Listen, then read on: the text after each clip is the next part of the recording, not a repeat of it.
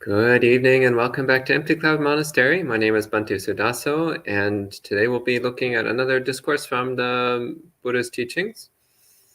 So we'll start with paying homage to the Buddha, and then I'll go through the discourse and then give some explanations and take any questions at the end. So please feel free to type in questions at any time, and I'll take them at the end. So we'll start with paying homage to the Buddha. Namo tassa bhagavato arahato samma sambuddhassa. Namo tassa bhagavato arahato samma sambuddhassa. Namo tassa bhagavato arahato samma sambuddhassa. Buddhang dhammang sanghang namassami. So this morning we'll be talking a bit about Samyutta Nikaya. This evening, well, it's morning for some of you and probably somewhere in the world. This evening, we'll be talking about Samyutta Nikaya chapter 26, the Uppādasaṁyutta, which is a series of very short suttas which are all interrelated. So in total, it's 10 suttas in a row, which are all a continuation of the same theme. So I'll start with talking about the first one, and then based upon that, I can talk about the subsequent ones more directly. So the first one in this discourse begins, the Buddha says,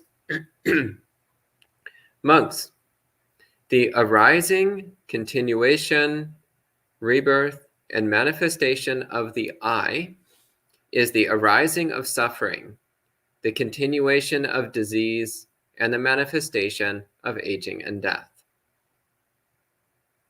The arising, continuation, rebirth, and manifestation of the ear. He goes through the same explanation. The nose, tongue, body, and the mind is the arising of suffering, the continuation of disease, and the manifestation of aging and death.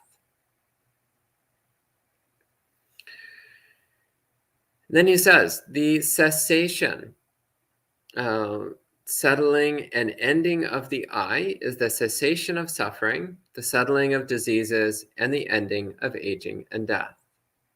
The cessation, settling, and ending of the ear, the nose, the tongue, the body, and the mind. And he applies the same statement. It's the cessation of suffering, the settling of disease, and the ending of aging and death.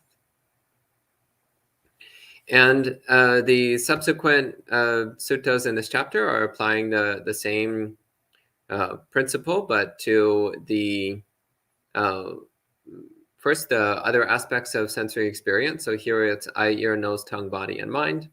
Then next it's the 6 sense fields. So sight, sound, smell, taste, touch, and mental object.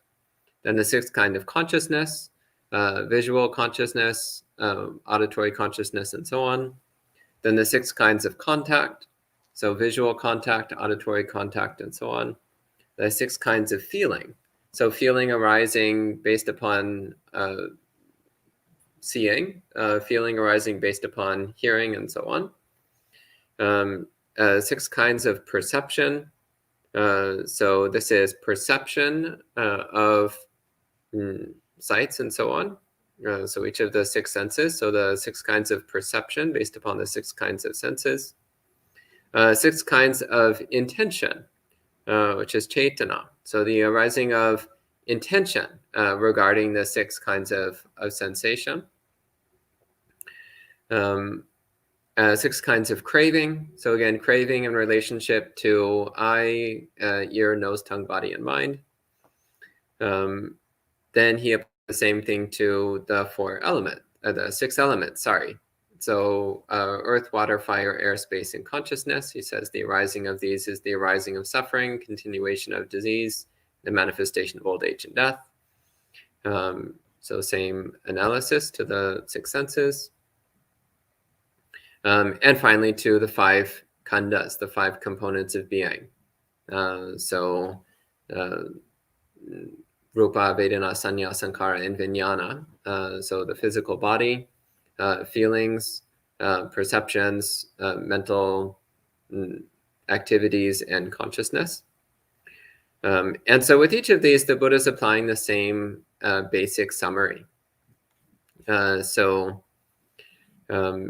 taking this final one in the list, the 5 khandhas, again, he's saying the arising, continuation. So arising is upada, continuation is titti, which means the stability or persistence of something. Abhinibbati, he translates here as rebirth, but it also means the production or the manifestation. Patubhavo, he translates as manifestation. So the coming into being, becoming apparent or visible. So the arising, the continuation, the manifestation and the appearance of the physical body is the arising of suffering, the continuation of disease or the continuation of afflictions. And it is the manifestation or the appearance of aging and death. So what the Buddha is doing here is he's starting by taking the things which we normally identify with. So the 6 senses, both internal and external, the 5 khandhas, the 6 elements, and so on. So the things which we normally identify as me, as who I am, as my personal experience.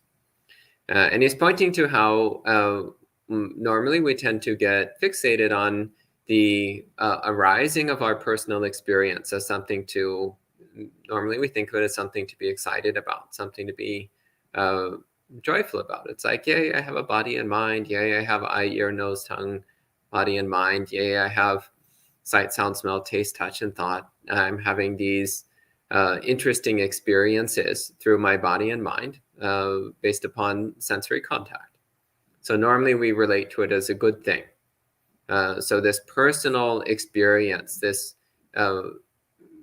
individual experience of me experiencing the world through the senses of this body and mind. Normally we think of that as a good thing. And it's important here to emphasize that we're talking here about the self-centered experience of some aspect of samsara, some aspect of reality. So it's thinking my body. With my body, I am seeing, I am hearing, I am smelling, I am tasting, I am touching, I am thinking. With my mind, I am having these experiences. So the arising of this experience tainted by ignorance, by delusion, by this fundamental delusion of self-existence, this fundamental delusion of self-identity. So he says the arising of this experience of body is the arising of suffering. It's the arising of dukkha. So dukkha is experienced through what? It's experienced through eye, ear, nose, tongue, body, and mind. Without the experience of my eyes, my ears, my nose, my tongue, my body, my mind, without that experience of my body and mind, then there would be no experience of my suffering. And he says the continuation of body and mind is the continuation of disease, of afflictions. So what is it that is afflictions? What is it that's afflicting us? Well, whenever we have a sensory experience, so for example, when we see something or hear something or smell something or taste something or touch something or aware a mental object, whenever we have a sensory experience, then what's happening? Well, if it's an unpleasant experience, then the affliction is very clear because it's painful, it's uncomfortable, it's unpleasant. If it's a pleasant experience, then the discomfort is caused by our desire and attachment in relationship to that pleasant experience.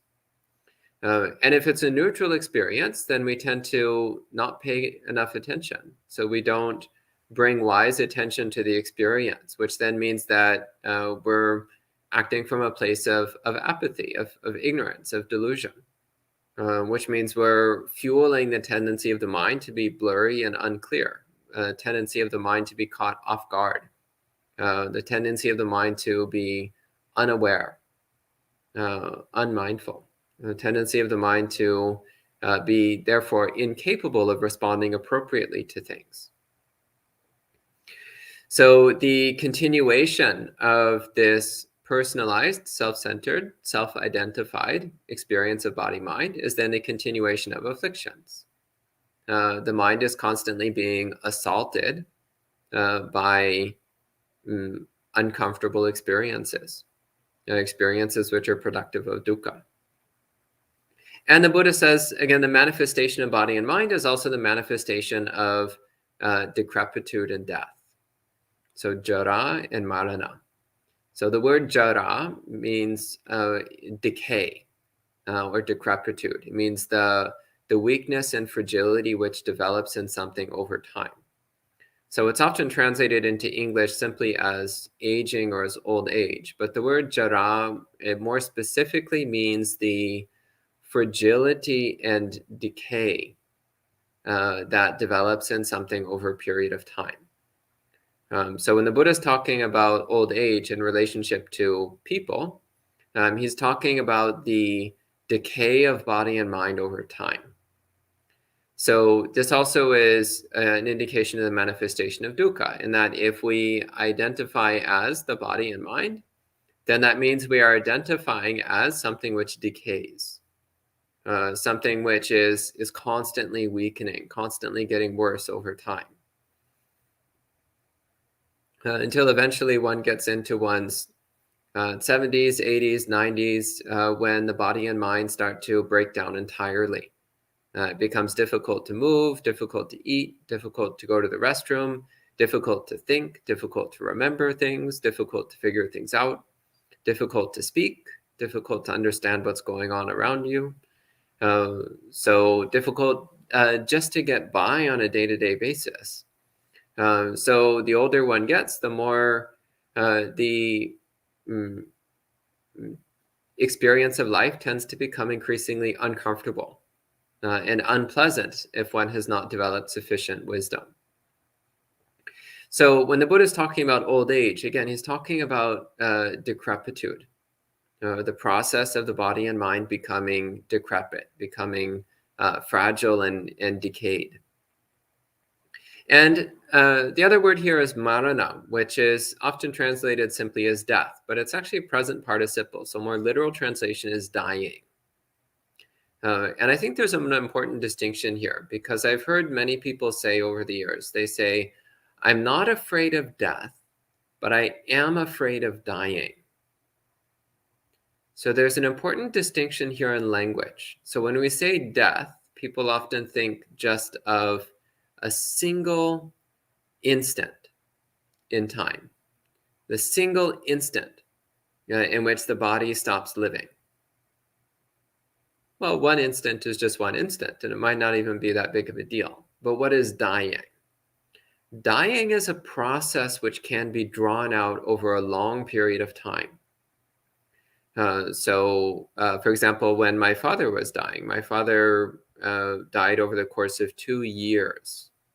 2 years of the gradual progression of incurable cancer, which then led eventually to the moment of death. But the moment of death was actually pretty peaceful. It was the 2 years leading up to that moment of death. So the 2 years of dying, that was not peaceful. That was not pleasant. In fact, that was really, really, really uncomfortable.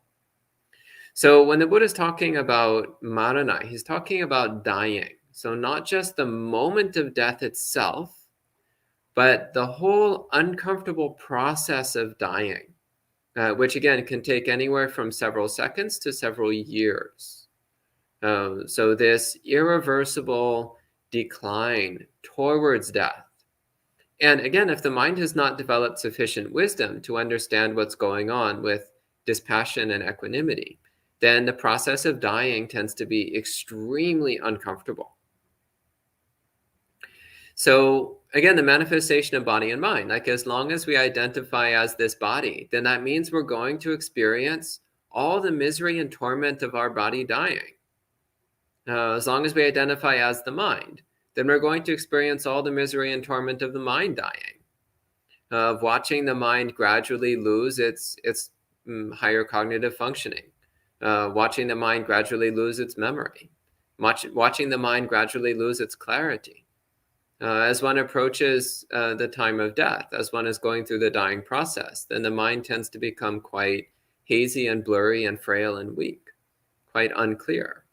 And again, if one has not spent a lifetime cultivating one's spiritual faculties, then one very easily falls into confusion as one approaches the moment of death.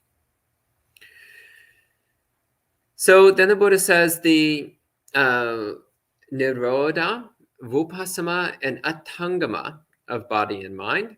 So Nirodha is the cessation. Vupassama literally means the tranquilizing or the bringing to peace. So it's from the root sam, which means peace. So Vupassama means pacifying, tranquilizing. And Atthangama means the disappearance. So the cessation of body and mind, he says, is the cessation of dukkha. The pacifying or tranquilizing of body and mind is the pacification of afflictions. And the disappearance of body and mind is the disappearance of decrepitude and dying. So this also is interesting because, again, if we're strongly attached to and identified as body and mind, then the disappearance of it would seem to be something fearful, something dreadful, something to be avoided. But actually, what is it that's actually ceasing? It's just our dukkha ceasing. This body was never us in the first place. And it was the misidentification of ourselves as the body that made it a source of suffering. So when the body disappears, what's disappearing? Only the source of our suffering. That isn't actually a problem. Actually, the nature of the body is that it's disappearing every single moment. The body that we had a moment ago, the bodily experience that we had a moment ago is now gone. There's a different bodily experience, perhaps, but the bodily experience we had a moment ago is gone. It's already ceased. So that also means that whatever suffering was present in relationship to the body experience of a moment ago, that suffering has also ceased. It's also gone. It's actually really good news when you think about it. Whatever suffering you're experiencing, it's going to cease immediately. If we're not careful, which we usually aren't, then we'll just immediately create some new suffering in the next moment. But actually, every single moment your suffering ceases. It's just normally we're so focused on creating more suffering for ourselves that we don't notice the fact that the suffering that we have is ceasing in every moment. So it's something to pay attention to. Pay attention to the cessation of suffering that's happening in every moment. And be careful not to generate more suffering. And what you'll notice is that then over time, the mind starts to incline more and more towards happiness and peace. And then the next word here, so vupassama, the pacification of body and mind. So making the body and mind peaceful. Bringing the body and mind to deeper and deeper states of tranquility. Well, what are we doing there? Well, we're actually removing the tendency of body and mind to create afflictions. When body and mind are peaceful, then it's not disturbed. Doesn't experience disturbance or agitation. So then the mind is not disturbed. The mind is not bothered. And this is most clearly noticeable during samadhi meditation, where through pacifying body and mind, then one's disturbances and agitation start to fade away. The mind becomes increasingly settled and joyful. And finally, the Buddha says the disappearance of body and mind is the disappearance of aging, the disappearance of decrepitude and dying. So when we don't identify as body and mind, then the process of decrepitude and dying don't affect us. It doesn't bother us in any way. So that's a brief summary of this section of the Samyutta Nikaya, these beautiful discourses on the arising and ceasing of body and mind, and correspondingly the arising and ceasing of dukkha. So at this time we can respect the sutta with 3 sadhus, and then I'll take any questions if there are any. Sadhu, sadhu, sadhu. Sadhu. Okay, and hello to all the people joining in online. Hello to Jarrett, Christina, Yankee, Anatta, Vixinity, Jayanta, Aparna, Manal, Bill, Karuna, and Bhumika. Welcome to all of you. Good to see you all online. And I don't see any questions. So if there's no questions, then we might go ahead and conclude the session at this time. Okay. So we'll go ahead and conclude with 3 more sadhus. Sadhu, sadhu, sadhu. And we'll see you next time.